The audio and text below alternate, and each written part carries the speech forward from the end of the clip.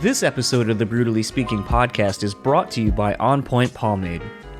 Keep your beard and hair looking on point with their line of pomades and beard oils over at onpointpomade.com. Use our code BSP15 at checkout and get 15% off your total purchase order.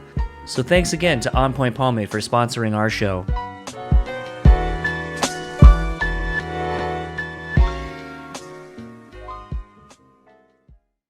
This episode is also sponsored by the Bean Bastard Coffee. Head over to thebeanbastard.com and pick up any one of their delicious hand-roasted coffees. Coffee lovers will also enjoy their hand-cut and handmade espresso candles and soaps as well. If you're in the Buffalo, New York area, head to their store located at 448 Elmwood Avenue. And thanks again to the Bean Bastard for supporting this show. BREWtally Speaking podcast is proudly sponsored by Rockabilia.com. With over 500,000 officially licensed items in their online store, you're guaranteed to find something you need. Use our code BREWtally and get 10% off your total purchase order. Now on to the show.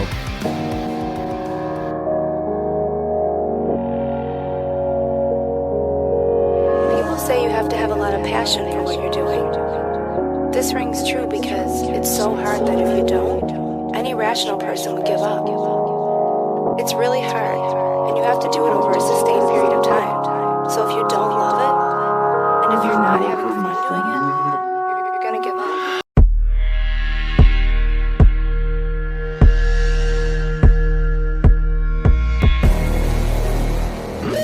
up. What's up, everybody? Welcome to another episode of the BREWtally Speaking podcast. I am your host, John, and this episode's guest is the legendary Tony Foresta of Municipal Waste. Man, I have been trying to get Tony on this show for quite a while, and the irony, right out the gate, he's just like, I don't know shit about craft beer, and I don't think I'm the right guy for the show. You should have gotten Dave on the podcast, and I was like, no, we don't really talk about that. But, man, you know, some of these guys that I've heard on like the Josta show and some of these other shows that have been around for a little while that deal with, you know, kind of predominantly hardcore and metal, there are just certain people that, like, when I hear them, I'm like, fuck, I want to get them so bad. They have great stories that are able to kind of, really, it's just that. They have great stories, and I mean, what is this medium for if not for hearing great stories? And Tony definitely lived up to that, you know, talking about why he owes Frank from Hatebreed $100. Some really great drinking stories with Alexi from Children of Bodom, R.I.P. We had similar Disturbed stories, kind of. This was just a lot of fun. I thoroughly enjoyed talking to Tony, and something that I've actually been enjoying a lot more in this month of August, where I have been sober the whole time, has been drinking NA beers and getting more into the NA side of the things. You know, I've talked a lot about that with different people. You know, Willie from Lamb of God talking about their NA beer that they had, and now kind of experiencing it firsthand for myself. It's been really interesting to kind of see the growing world, to kind of be able to go out to bars. This past weekend, I went out with friends and my wife almost every night, Friday, Saturday, and Sunday. And everywhere we went pretty much had NA Heinekens at least. That is the one thing I'll say in my time of doing a sober August here, is that, you know, going to the bar, I love that they have a beer, quote unquote, so I can drink something and kind of be social as well. But the thing that gets kind of weird is that's all there is. I can't really, you know, speak to any other places. You know, I went to Devani this weekend for dinner with my wife, and, you know, had a very delicious mocktail made up. Although I was kind of like, what's the fucking point of wasting all these premium ingredients to make me something that doesn't have any alcohol in it? But Marcus over there at Devani was super gracious and hooked it up with a really delicious mocktail. And today I'm actually drinking an athletic brewing company, Upside Dawn. It's a golden ale. It's an NA, and that's actually really good as well. I went out this past weekend and bought a couple of different NA beers to try while I'm doing some other podcasts and so forth.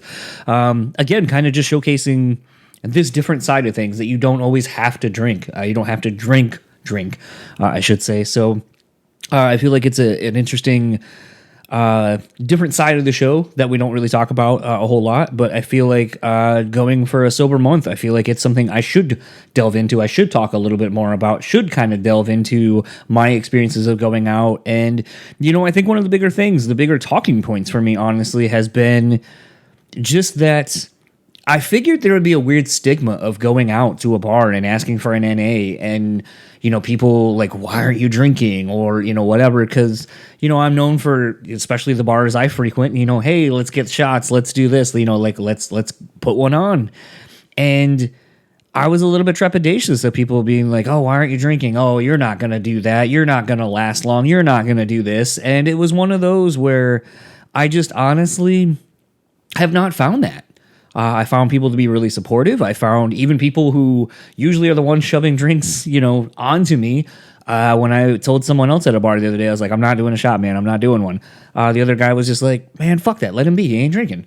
So it's actually been very surprisingly positive of an experience. And I know for a lot of people, that's sort of the thing, if they're so known for drinking or if they're so known for partying and whatever, that sobriety becomes this thing of, who am I now? Can I still go out? Can I still have fun? And I'm here to tell you, you absolutely can. I've had a blast still hanging out with everyone, still going to the bar every night. I tweeted the other day that it was really weird going to a bar from 8 p.m. until about 1:30 in the morning, and I was sober. I was completely sober. And it's not because I sobered up, it's because I was sober the whole time. So it's been really interesting just to kind of see this different side of I guess the podcast to a degree, or what it is always associated with and known for. But I'm definitely here to say that it hasn't done anything to take away from the fun I have or the experiences I have or where I go or what I do. So yeah, I kind of wanted to share that all with you because I feel like it is an important part for some people maybe listening to this. If you need to take that step back and just kind of get things in general taken care of. And working out, eating more consciously has been great. I feel really great. Yeah, so all of that aside, though, let's get into this conversation with Tony, and I'll talk to you on the other side of it.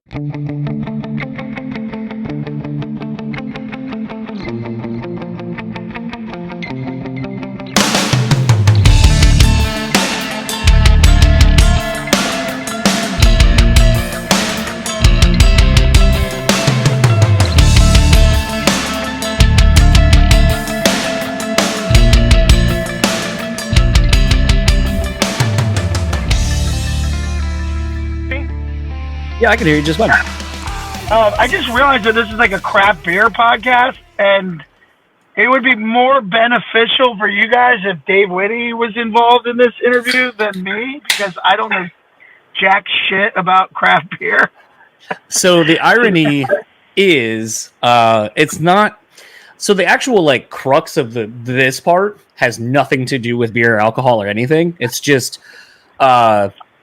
So I have been told by a lot of friends and people that I have an innate talent, which I don't really think it is one, to have people open up to me and reveal kind of brutally honest things, like you do when you meet strangers at a bar. So I kind of took a play on words and took that because initially when I had a co-host at one point, everyone was like, you should call it clickbaity because that's my last name is Beatty. And I was like, fuck that. No one will ever be on that show because they would be like, who would ever want to be on that? Because that just sounds like something where I'm going to talk shit on people and then it's going to end up on Blabbermouth and no one will ever want to talk to me. Oh, right. Yeah. I feel you. Okay. So, no, it has nothing to do with the actual crux of the conversation. I think outside of Amigo the Devil, where I found out Danny used to work for a beer making company and was a chef that I kind of correlated writing music to, making food and beer and so forth. Has it really ever gotten into the actual conversation? But no, I'm going to drink a beer. No, I drink all day. I just, if people wanted to ask me about the bitterness of what a fucking something tastes like, I don't have anything to say about that. Nope. I'm not even dissing that. That's fine. It's just I'm not the person that can give you any interesting information on that sort of topic. Well, I feel like sometimes that's the thing though, is I feel like at times I feel like people will come to they'll come to me and be like, oh, what do you think of this beer? And I'll be like, it tastes all right. I can tell you a little bit more of I expected this beer, the front end flavor or whatever to be this or that or whatever, but I just love all kinds of things. So when some people are like, you really just bought $15 can of beer. And I'm like, I did. it sucked, and that was my learning experience. But I'll also be like, drink a Mickey's or a fucking OE or whatever, and be completely content with that, because it's like you just have to know what you're getting into. And I feel like, to kind of, I guess, segue it a little bit to your band, it was funny. Someone was asking me the other day when, who was I going to be having on, and I had mentioned you, and they're like, I didn't really think you liked Municipal Waste. And I was like, what the fuck is not to like about the band? They're just fun dudes, and it's party music, and who the fuck wouldn't want to talk to someone that, encompasses that? Like, that's just a good time vibe. You'd be surprised, man. Like, our band is weird. Like people hate us. Really? Dude, look at a goddamn comment section on anything. Well, some people it's easy, and I'm guilty of this too. It's like, it's easy to hate on a band that's like lighthearted or fun, or like that. And I'll give this an example. Like I will sometimes smile in photos, because I just, I don't know, I just think it's funny, and or I'm just like having a good time or whatever. But like, I've been like, if I see some bands like smiling in photos, I'm like, fuck that band. But I do that shit too, I don't know, it's weird, man. It's like, and for some reason, we also have pushed some buttons in the past, like that stupid Trump shirt or whatever, but like, so people just are like gonna hate us, and that's fine. That's fine. It's just funny how we like can strike such a when there's like bands that I just go, not my thing, whatever. But bands, some people are just like, I fucking hate Municipal Waste, and that's like, we're getting some kind of emotion out of you, I guess. Whatever. I guess it's I don't know. It's kind of funny because like earlier today I did like a kind of play the game. I did a preview of the festival that's happening here locally to kind of earn my free ticket before I don't get to do any interviews, because they don't have a media area and they don't give you any information to anybody or nothing. And sort of the end, like Disturbed's headlining the second night, and I was like, Disturbed, they're a band people like. I think they're fucking boring. And then I was like, I go, and for those that don't know, like, I understand they have a ton of hits. It's totally fine. And I go, but like, let me paint a picture for you. I got to cover what Rob Zombie and Disturbed when they played here. And I go, Rob Zombie, he brought out all of his theatric, the whole stage show didn't, and they didn't strike the stage. So they had a limited stage, and it was fucking awesome. And then here comes Disturbed, and where my seat was, I could see behind the kabuki screen or the curtain or whatever. And I go, and literally it was a very small tri-platform setup with the drums in the middle, and then flames, and that's it. And I go, now you could be one band and go, we're so fucking good that all you need is our music and flames, and I'd be like, fuck yeah. Unfortunately, Disturbed is not that band. I don't know if David Draymond thinks his fucking overcoat hides that he's pudgy like we all are. And I go, but man, let me tell you, that stage show was not it, and I will not be watching them because they're fucking boring. And I was like, and it just is what it is. I understand they got hits and all that, and good on them, but man, I just don't get it. It does nothing for me. Give me a band who's worth a shit and doesn't need all those things, and I'm there. I got a Disturbed story. Okay, go ahead. We were playing a festival in Sweden. Okay. And this is a really long time ago, like kind of when we first started going over to Europe. Me and Ryan. So we're talking like 2003-ish, 2004? Probably like in the later of the, like 2008, maybe, I don't know. It's all blur. Okay. And it had to have been like 2009 because we just toured with Children of Bodom. Okay. And then we went over to Europe, and they were there, and they were playing this festival, and Lexi, like me and that dude would we both like to hit it hard back then. we both liked our whiskey, and I hadn't seen him since the tour we did or talked to him. Anyway, he like grabs me and he's like, "Come sit with me, man. Let's have a drink," and me and him just sit there and like house this fucking bottle of I don't even know. I know it was whiskey. I'm not really sure what it was. But that guy was little, but he could fucking drink, man. And So, to preface this, me and Ryan Waste have this band that we only played twice. We only play the Super Bowl halftime at our local bar, whichever one we pick. It's called Jock Jams with a Z, and we do new metal songs. and it was me and him and Ryan Parrish that played in Darkest Hour and was eventually in Iron Raegan. And we would do Godsmack, Disturbed. We'd do all those songs. Okay, we would wear fake dreads and hat sideways and makeup, and it was a thing. Anyway, so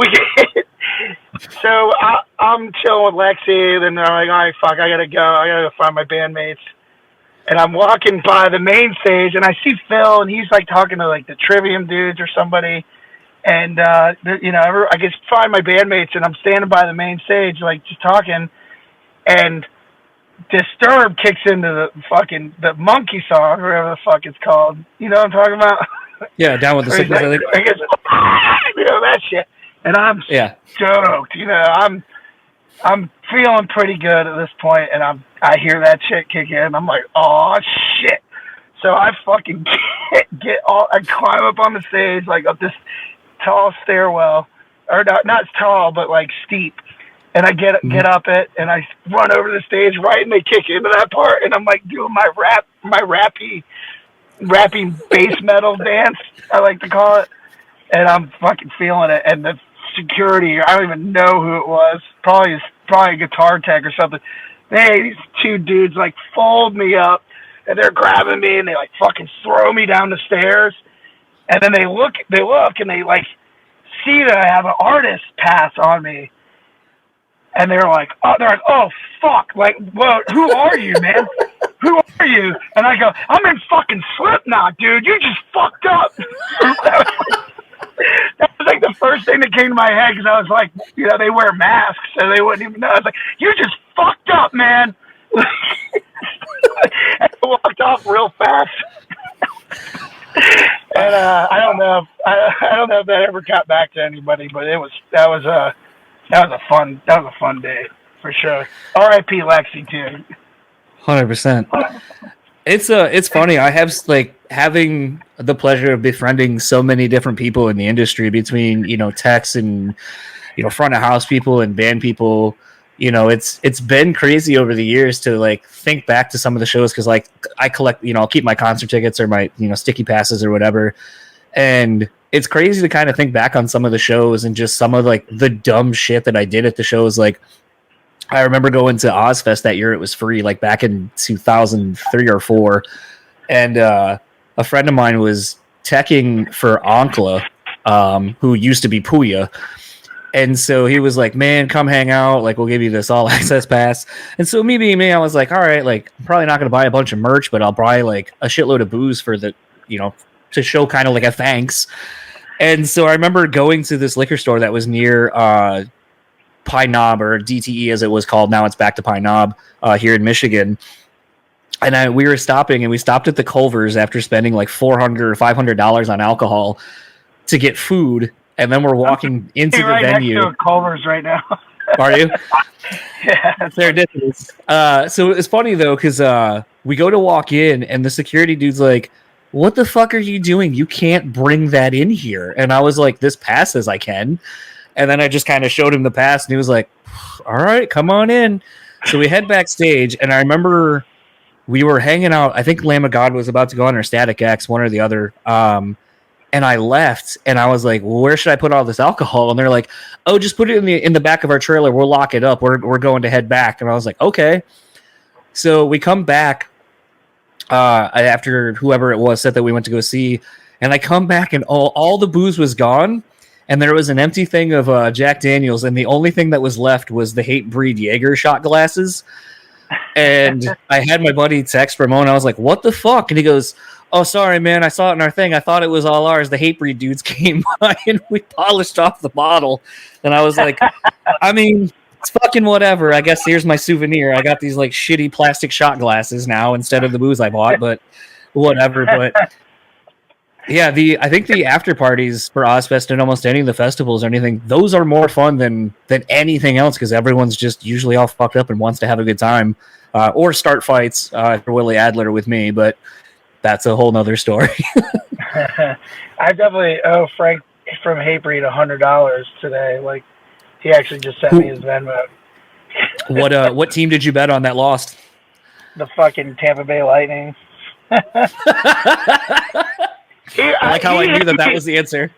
He hit me at the fucking best time. It was the other night, and I was a few shots in, and I was like, he's like, they're going to fucking lose this series. And I'm like, the fuck they are. He likes to press my buttons.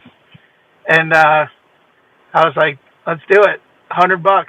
And they're already down like 2 games. I don't know what the fuck I was thinking.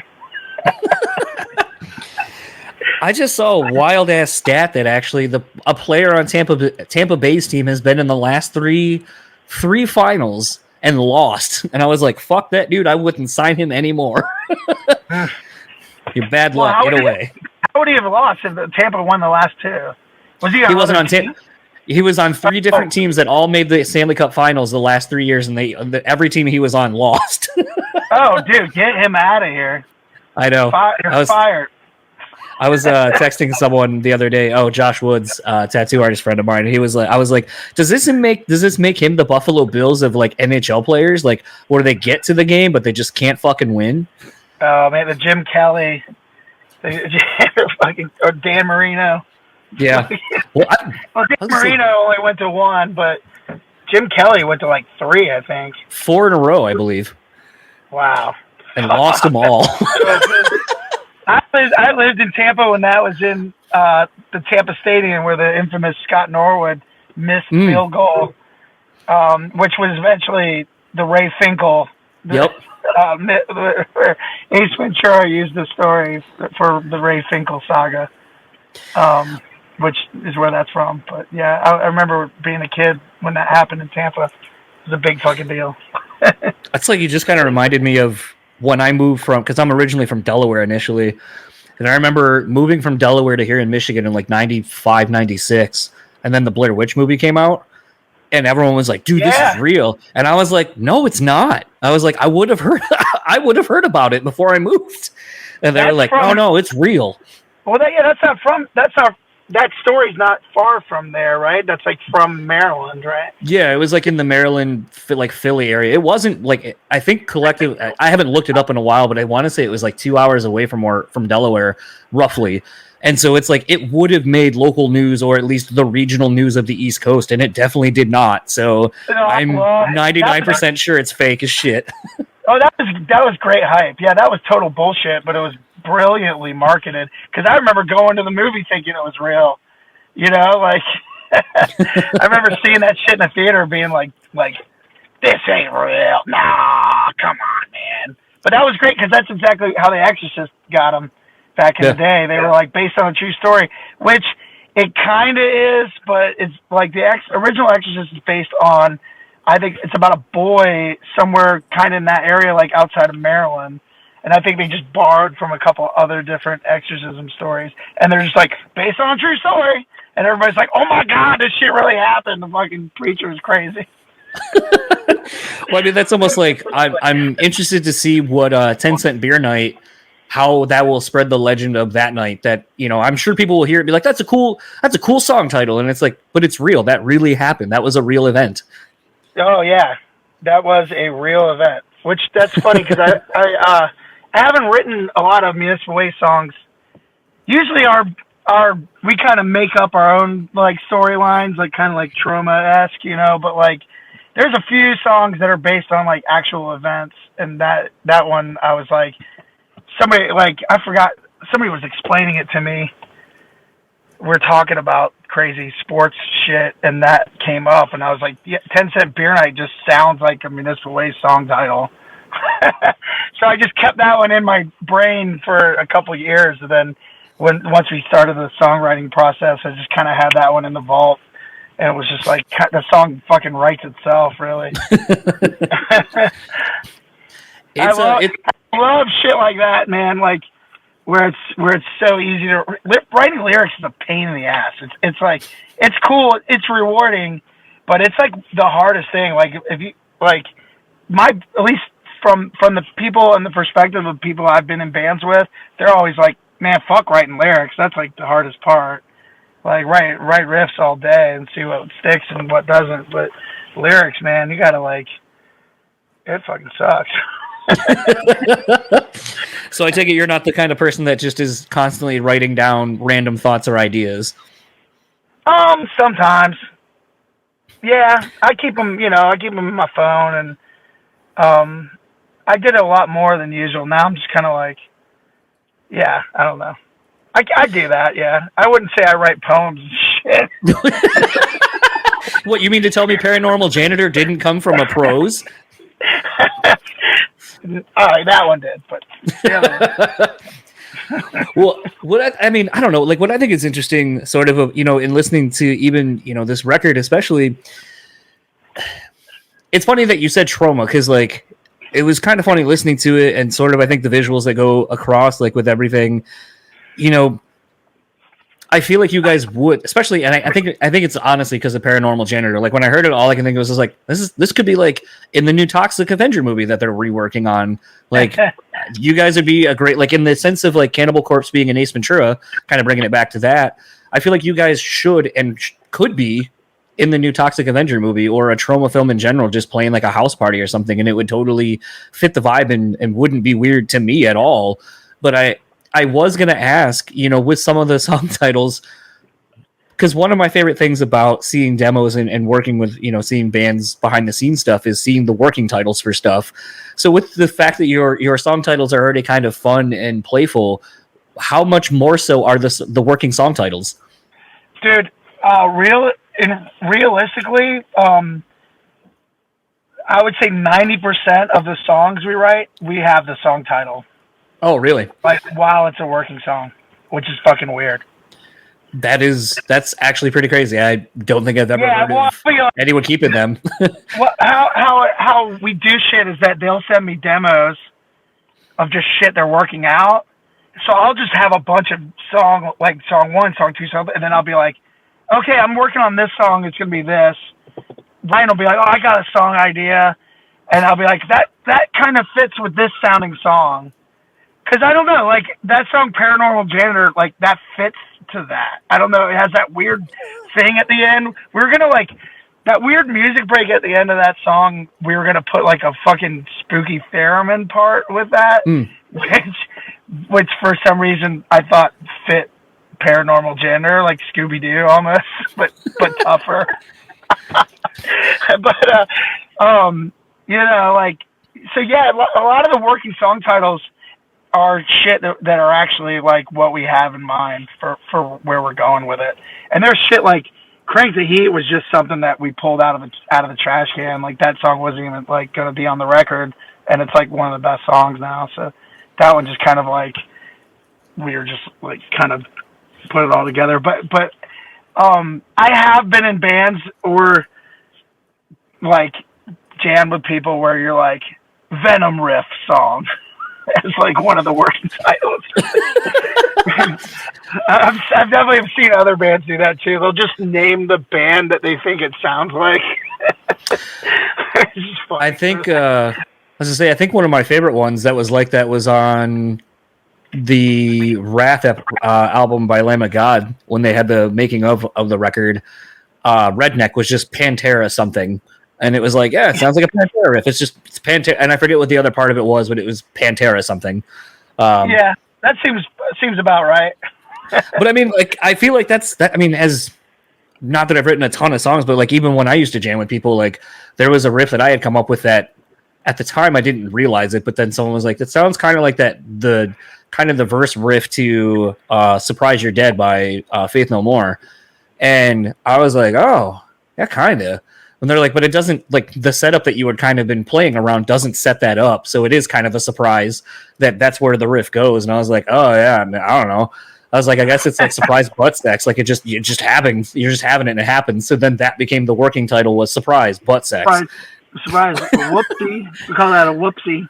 Yeah, well, I mean, slips in there and everyone's screaming, either pleasure or confusion.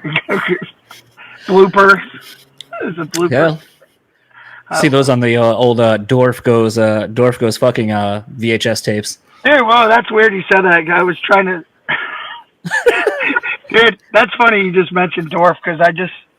there's this photo of me and my girlfriend. We went paddleboarding the other day, and I was like on my knees, and I was paddling, and it's like in the shadows, and I'm like, yeah, I legit look like Dorf, like Dorf goes paddleboarding. It's just because I'm like on my knees, it looks like I'm standing there, and it's just shadows like this. I just look like this very short, stubby man, which I already am, but like with my knees, just to my knees, it looks like legit like Dorf goes paddleboarding. Didn't you just have surgery on your knees recently? I'm sorry, what? Didn't you just have surgery on your knees recently too? Ish? Yeah, actually I did. That was about, fuck man, it was almost like 8 months ago at this point. It's still healing. It fucking sucks, man. But like this last run of shows, I've finally like am getting in the groove of like playing. I've looked at the drum set and almost wanted to jump off it, and Dave will give me that. Dave will be like, "I'm gonna beat your ass." Look, like, because I have a lot of fun and kind of forget about things and just go for it. And I'm glad Dave will give me the look like, no. But that being said, Dave's other band played with Cannibal Corpse, and he got a little drunk. By the time Cannibal Corpse played, he fucking stage dove. This is like right before our tour with Integrity, like a couple weeks ago. And he fucking stage dove and hit his head and like fucked his shit up. And then they had band practice, Municipal Waste band practice the next day. And he like had to stop practicing because his head hurt. And we were like, fuck, dude. Like, so like you gotta retire from some of that party shit when you get a certain age. Can't be jumping up drum sets anymore. Like, we gotta chill. If we want to tour as much as we do, we can't be like acting like we're fucking 16 still, even though we have that energy sometimes. Well, I think it's kind of funny. Like, I just went and saw Slipknot for the first time seeing their full set. My wife got kicked out of the first time we went to go see them. So I'm in Slipknot. You know I'm in Slipknot, right? Yeah, I mean, that's why I'm speaking very highly of the band right now. I want to make sure my relationship with the band is still good. Don't talk shit, dude. Don't talk shit. No, she got kicked out, so I had to follow suit. Which, ironically, Frank from Hatebreed, it was when they were touring with them, heard us complaining about the whole thing, and then was like, "Hey, I couldn't help but overhear you. If you guys want to come to our show tomorrow, you guys can come. We'll guest list you. Sorry that happened. Because all that happened. Why'd you get kicked out?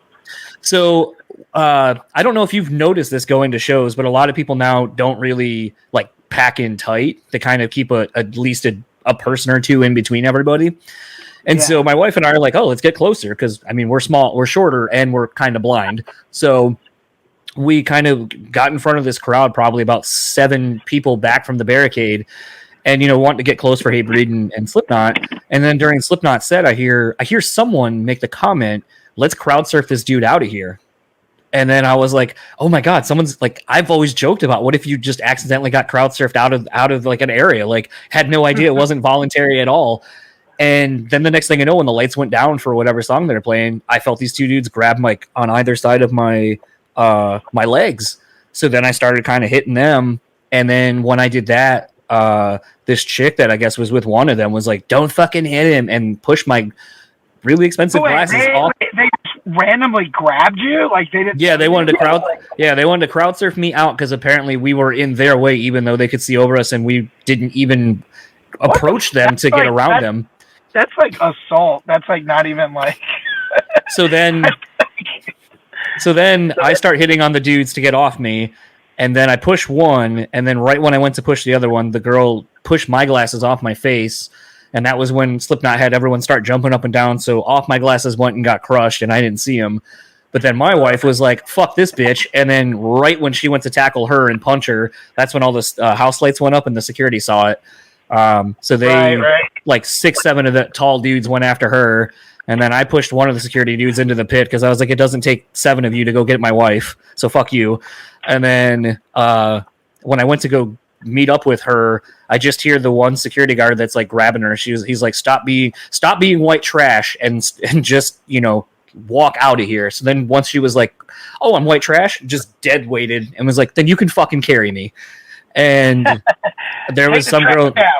Yeah, there was a shorter girl that was working security that was then just talking shit to my wife the whole time on the way out. So that was my first Slipknot experience. But I was going to say the second time seeing them about a month ago, it was funny because we opted for seats, so the likelihood of getting kicked out was slim and none. But I joked with a friend who was like, man, the pit was vicious. And I go, for about 30-second bursts. And I was like, you forget that everyone's like 40 to 60 now and can't go as hard for a whole set as they used to. And I go, so all the dudes that I used to be afraid of when I was younger, I'm just like, I could probably hang down there, no problem. I'm still leaning towards the back nowadays. Yeah.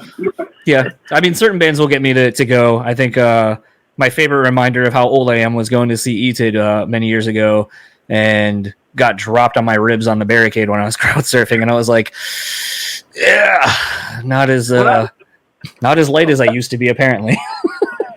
That's why I started like being in a band, because I was too short to be in the crowd, so I had to figure out a way to be able to watch from the side of the stage. So, well, why do you think I befriend all the bands now? Yeah. You got to figure out a way. You got to figure out a hustle to get back there. Can't see shit. Yeah, no, I made a joke with a friend last night. I was like, you're going to make me go to St. Andrews Hall to come see you. I was like, thankfully, I know you're tall as shit, so I can at least see you from wherever I am. But I was like, maybe you'll be nice and let me watch from side of the stage. And everyone's always like, why do you like that? I go, because at least I can see. And I go, it doesn't sound the best, but at least I can see. And that's half of it to me. I'm too short to see the bands, and I'm too fat to get on somebody's shoulders, so it's a little frustrating for me. I'll just chill in the back sometimes, sit on a bar stool, or try to get up, I do my best. I do what I can these days. Do you still enjoy going to shows, or because I know a lot, and that's kind of like, I get it, like it's your job and touring, and the last thing you want to do when you're not touring is go to a tour. But do you still enjoy going to shows after all these years? Oh yeah, dude. We went and saw Atheist and Suffocation a couple, like right before I went on tour. But that's a thing where I just kind of sit at the bar because I like to drink, but I don't want to get up front, and I can't have anybody fall on my knee, and then I got to cancel the fucking tour. So I got to be a little careful, But yeah, I mean, dude, I'm never gonna not be a fan of music, and like I still go to like the real small shows, I don't know. I don't care. I like it. It's fun. It's just I just can't be like getting wild like like I was like 15 years ago. I sound like such an old man right now. I mean, it's weird. Like sometimes, like I realized, like I said, going through that festival lineup, I was like talking about, and it's mostly radio rock stuff, but I was like, yeah, it's weird to think that like in my mind, 3 Days Grace is still a new band, and I'm like, they've been around for almost 20 years now. Like, and it's weird to think about some of these bands being around this long. Like, even like Every Time I Die, I know they're not around anymore, but it's like, and I think that was I'll use that one really as the example. That was one where they finally, when they called it quits, it's the running joke in my marriage. Like my wife's like, how many more times do you have to see this band? Because I see them every time they come around, and even went to a couple of the Christmas shows. I mean, yeah, they dropped a record though. They just put out a record, right? They put out a record Right before they broke up. Yeah. Yeah. I mean, it's hard to, I don't know if it was it's like, I'll stop giving a shit if bands aren't like creating shit that's interesting to me, but if I'll see a band like I'll go like we're just talking about Hatebreed. I'll go see Hatebreed every goddamn time they do a tour. Like if they're doing an album cycle, they're putting out shit. I still like it, like some of it's bands I like, but if it's like a band that's just like going on their fucking 14th tour on their first album, like that gets a little tiring, But I did go. I don't want to talk shit. But I did see a band like that recently that I actually thoroughly enjoyed, even though they're just playing all their old shit that they wrote in the '80s. that's fine too. But so I Nope, did I lose you?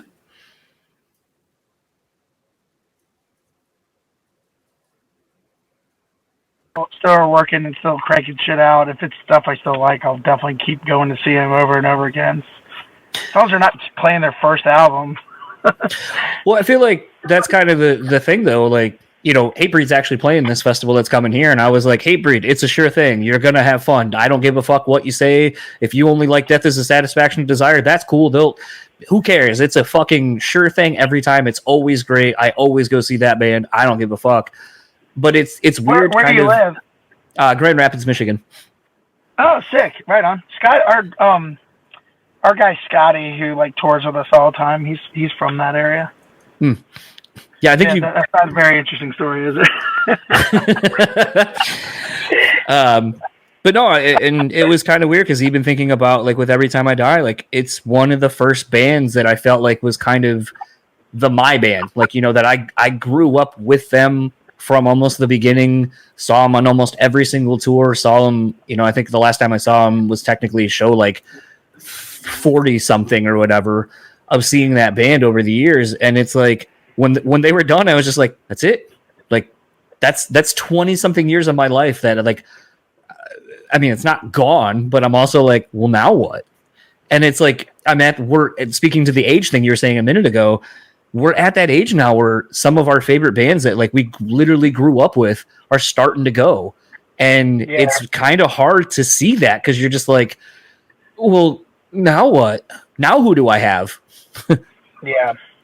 I mean, they're right now, especially, I feel like the past few years, like hardcore in general has just like, the youth has like reignited this, I don't know, it's like extremely exciting right now. Like there's so many fucking killer hardcore bands coming out right now where it's like, I mean, as much as I like to cling on to the past, there's also a lot of like really cool shit that the youth is like kicking up right now to the point where they're like, don't even know shit that was happening 20 years ago because there's just so much shit that they're trying to keep up with right now that's coming out. It's exciting. It's also overwhelming. But as a music fan, I think it's a pretty cool time right now. Like there's definitely been a COVID wave of like hardcore music that's been dropping. That's like astonishing. Well, I think like something that's interesting to me from my perspective of, you know, being kind of a mid 80s kid growing up and being into heavy music, you know, living in the East Coast initially and then moving here to the Midwest, you know, it's interesting to see a band, you know, I had this thought, seeing Knocked Loose on their last tour, their headliner, where they're playing, you know, I remember seeing them like opening for bands like Every Time I Die and the Acacia Strain and you know, these bands that I've, again, kind of legacy bands to me, and seeing them then, you know, take out those bands or seeing them grow and putting everything back into their production and kind of doing it the right way. To then when they just played the Intersection this last time, headlining in the main room, sold out like well in advance, to see them kind of eclipsing the bands that basically inspired them and that then later on would become peers and take them out. It's like seeing what they're doing has me excited because they're doing what I feel like all of those bands that I already mentioned that they toured with did. They take out like, you know, the band that took them out. They're taking out young and interesting bands that they like, and they're kind of keeping the genre, old and new, moving forward and taking it with them. And I feel like that is the important part that I feel like a lot of the bands sometimes I think forget, is to kind of pay homage to where the scene came from, but also bring up the people with you too and kind of keep it going when you can, because you don't know how. Yeah, I mean, we just did a short tour like 3 days ago. We brought out Bewitcher, which is like this new band that reminds me of like Midnight, and we also took out Integrity too, which is like a band that me and Ryan like worshipped when we were like first started playing music. So but yeah, it's very similar, you know. I try to like support younger bands, and like, I don't know, man, that's what keeps this music alive, you know, the fucking youth, and don't ever ignore them because they'll take your ass out. And I mean, like, take your ass out on stage, like blow you off the stage. or they'll take your ass out on tour later. I think that speaks to, I mean, no pun intended. I think it speaks to the integrity of a band like yourself. I mean, you guys have been doing it now for coming up on 20 something years now, right? Like, I think you guys put out the first record in 2003. Yeah, 22. It'll be like 22 years. And to me, like, you're not a band that I feel like is 20 years old. Like, you still feel like I was kind of saying and joking about, like, a band like 3 Days Grace doesn't seem old to me because I'm like, oh, they had that one song when I was in high school, so that doesn't seem that long ago. But when you go 20 years, you're like, fuck, that's old. That's a long time. That's a career. Like, you're almost ready for your cheap, shitty watch at this point. I mean, does it feel like that to you at all? Like, when you look back and go, man, 22 years, like, does it feel like that much time has gone, or does it feel like not a lot of time has gone by for you? It's a little blurry. The middle part is the hardest, where you're like, what the fuck? Where was I then? Like, like 7 records in. Yeah, that seems insane to me. Like, it's crazy. I also don't feel like letting up anytime soon. I still have a lot of, like, creative energy, which is good. Will people still be interested in that 10 years from now? I have no idea, but we've always just, like, thought to, like, keep working, work hard, and try not to blow it out, like, like, my body feels like it's been that long. I'm, like, doing yoga and shit sometimes, and, like, I swim, like, every other day to try to, like, keep my muscles moving around a little bit so I just don't get on stage and blow a quad or whatever. And that's shit I never would have thought about a while ago, But, yeah, I really, it has been, like, it's gone by really fast. I hate to say it, but the middle part is the worst, though. I'm like, where the fuck were we? Especially, I feel like when I was, like, doing multiple bands and everybody was, like, just jumping all over the place. It's a lot of shit going on mentally. Yeah, I mean, I think I heard you address this somewhat recently on something else, because I know, it was Lead Singer Syndrome podcast, because I know you were joking that you don't do podcasts and you don't really do them in general. So thanks and foremost for doing this one, I guess. Hopefully you don't hang up on me on accident. But it was funny to kind of hear you, talk about, Iron Raegan, and that there's really nothing going on with that. But, I think there was a stretch there, I think kind of quote unquote in the middle, where it was like seemingly like if you weren't doing Municipal and they didn't have a new record, boom, here's like the Iron Raegan record, or at least you're touring. So it seemed like it was nonstop for you for a while. And I feel like that would either be really rewarding because you just get to keep kind of at it, and it's something where it then becomes second nature, so you're kind of at the peak of what you're doing, or it's going to burn you the fuck out real fast. And I don't know if it was a combination of both or whatever, but I mean, I think you kind of definitely were someone that I know a lot of times, like, I looked at it and I was like, Tony's like one of those like lifers. Like, he just has to be in a band. He has to be touring. He has to be, putting out music that he's passionate about and just living this life, because that's what it seemed like from an outsider's perspective. Yeah, I mean, I feel like what happened with that band, which was literally supposed to be like a house show, Richmond local band. And I think what happened was that it got like, it just kind of blew up in our faces, and there was just all this demand for it. We did our demo, it was like 4 or 5 song demo, and it was like really short or whatever, but we gave it out for free download.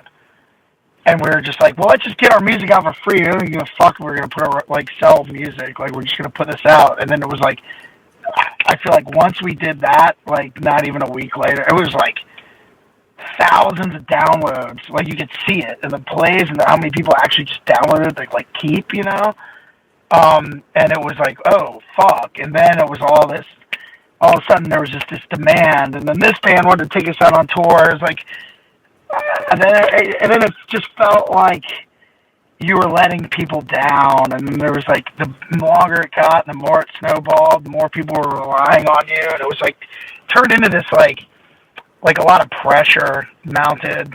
And then, yeah, it just kind of like, it was a lot, man. So it like, so yeah, it was a little bit of both, like you said. And now I think just being able to like focus on municipal waste, and I've been planning this like relocation to Florida for like over 10 years. So finally being able to like get my shit in perspective and just kind of focus on myself rather than, I mean, like I said, I fucked my knee up and all this shit. It was like, yeah, it was taxing on my body, but I think it's good now. I mean, it benefited the municipal waste record for sure to just be able to like focus on one fucking thing rather than just be like scatterbrained and like overworked. And that means a lot, especially the older you get, being around your family and your dogs, and it's a really nice feeling. And I feel like I'm like hungry again playing music rather than just like overworked and fucking beat up mentally all the time. Yeah, I it's so weird. I was talking to someone for this show recently, and we were kind of talking about tour fatigue, like where, you're really excited, the first week or so, like if you're doing like a month long worth of shows, first week's kind of you're getting settled back into everything, kind of figuring out, everyone's ticks or whatever with the new people you're touring with. And then it's like the middle of the tour is great. You sound good. You're running, like you're just operating like a beast. And then like the last week, you're just kind of like, is it time to go home? Like I think I'm kind of ready to go home. A little bit of fatigue and burnout. But then there, everyone always comments, it's like, all you want is to be home, do your own shit, get away from everyone for a couple days. But then like 3, 4, 5 days later, you're like, hey, I'm ready to go back out now. So you just live in this perpetual state of like kind of this weird in between. Yeah, I call it autopilot. Like once you get in a certain zone, you're just like coasting mentally, physically, everything. You just kind of stop, like you start to grow numb to it. It's a fucking weird feeling, man. I don't want to be like that. That's not why I do it, And sometimes it's just gonna happen, but I don't want to like beat myself up anymore. I want to be in love with it, like I am. That's what makes it fucking so cool to be able to do this. I think that was probably the nice thing for bands and fans alike. I know for me, it was, at least I had this, so at least I still got to have that kind of one-on-one connection time with somebody and kind of the newness of new experiences with people when everyone else is kind of locked in their house. But I was going to say, I think, something that was interesting for me, and it's been nice to see because I've actually been traveling to different states to go see shows too. So I know it's not just a local to here in Michigan thing.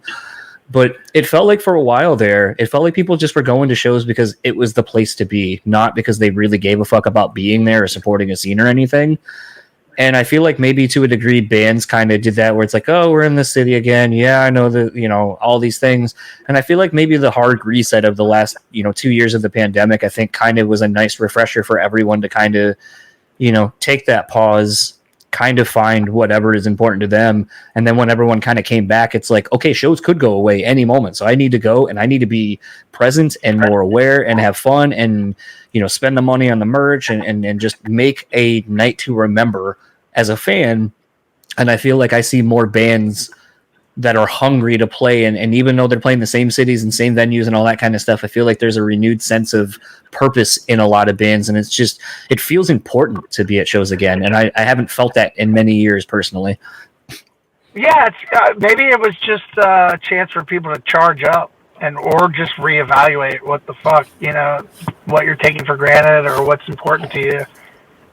It definitely helped me out, which I was already in the mode of doing that beforehand. So I just kind of was lucky enough to have like a little extra long break. Like we were taking a hiatus anyway before this shit happened, and like right when like when I say hiatus, it isn't like we broke up. We were just like writing songs. I was like, all right, I'm gonna move to Florida. We're gonna focus on municipal waste. We're gonna write this fucking record. Then we're gonna go out on tour with Black Dahlia Murder and Testament and get the wheels rolling again.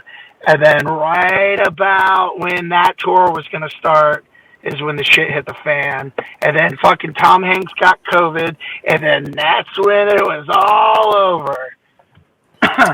So that to me is like it just gave me a little bit of extra time to like reassess everything. And I'm, I now looking back, I'm like, I kind of needed that extra time. I didn't realize it.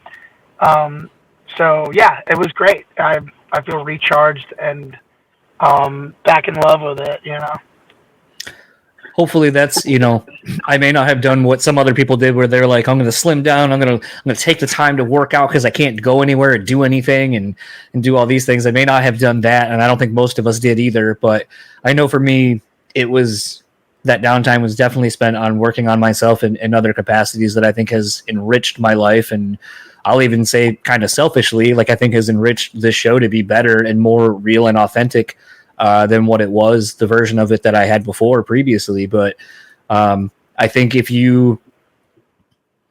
takes a lot of, I don't know if humility is the word I'm looking for. I just think it takes a strong person to kind of realize that something needs to change with themselves or their surroundings to be better and to do the work necessary to do that. So, I mean, if you're saying, you were in that same situation in whatever capacity it was, the move back to Florida for you was part of it, then, good for you. Cause I think we've learned in these last couple of years, not trying to get too heavy here, but, speaking to Trevor, I mean, with him being, a local to here to me in Michigan, that loss for me, I only had met him one time. I'd only seen the band that one time that I met him many, many, many, many years ago. But it was just when I thought about the loss and what it meant to our local scene here in Michigan and just the music, the extreme metal scene as a whole. And, that Trevor was one of those people that propped up and gave kudos to all these underground bands. Like it just was such a huge loss. And it just kind of sucks because I don't know. It just sucks that, seeing something like that maybe could have been prevented possibly if, he was able to get the help maybe he needed. So I take a lot of that kind of shit really seriously in more recent years in light of the pandemic and a lot of these kind of things. And, so good on you for doing what you needed to do. Yeah, I mean, it definitely was, there was a lot of fixing I needed to do, and just I needed to have a little bit of time to focus on myself and like fix a lot of bullshit. So, and I did, and axed a lot of bad habits, and it was weird. A lot of people handled the pandemic differently. Yeah, I mean, losing Riley, losing John, Trevor. I mean, it's been weird. I don't know. It's hard to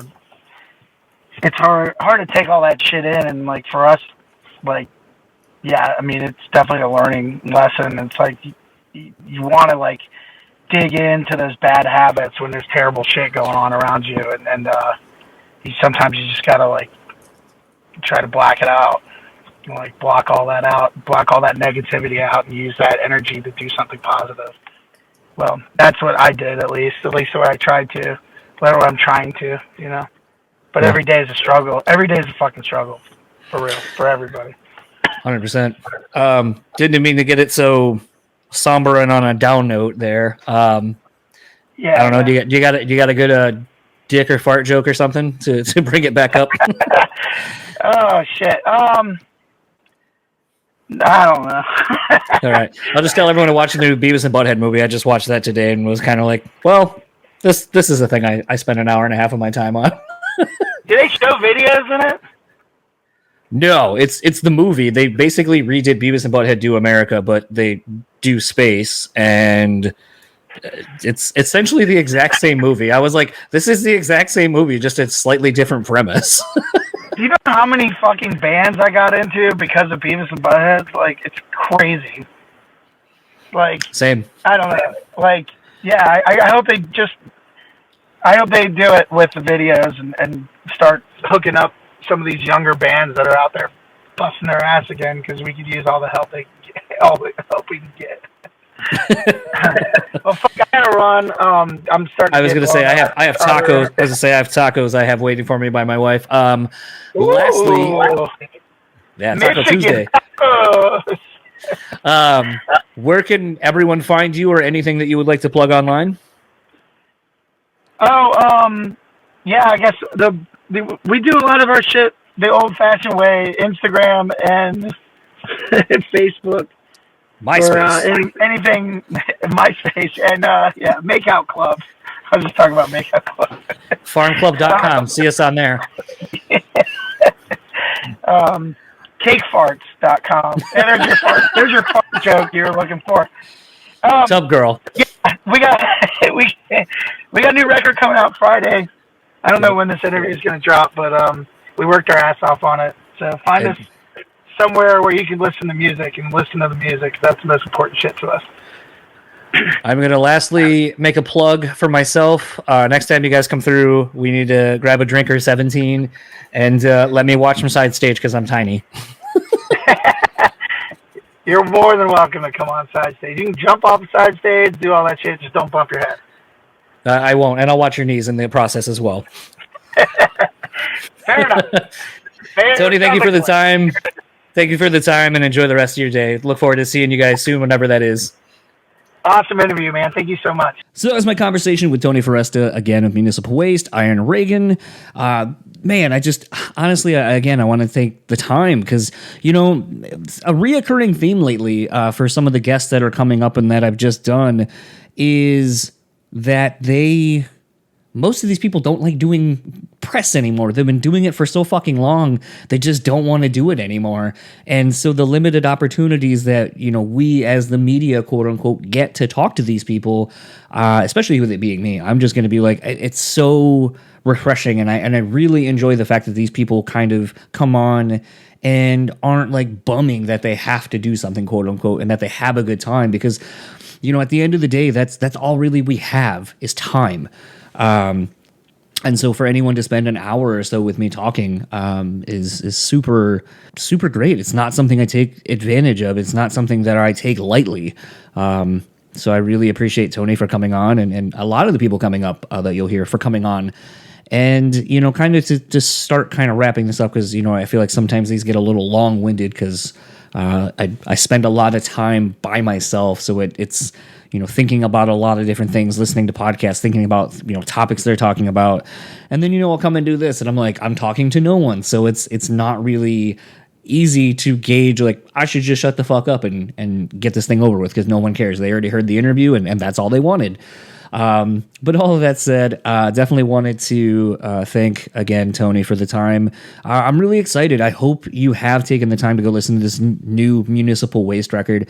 It is stupidly good. It sounds really good. And, you know, like we've said, this band's been around for 20 fucking years. Doesn't seem like it to me when I think about it, but I mean, they have, and they're one of those bands that, you know, I feel like in light of some of the people passing on that have in recent years, you know, and in the rock and metal hardcore community, and you know, as you'll hear in the conversation kind of I had with Josh James from Stick to Your Guns, it's like, you know, we're kind of losing sort of our elders, and we're also kind of losing some of the bands that were coming up behind them, you know, with the Black Dahlias and so forth with Trevor.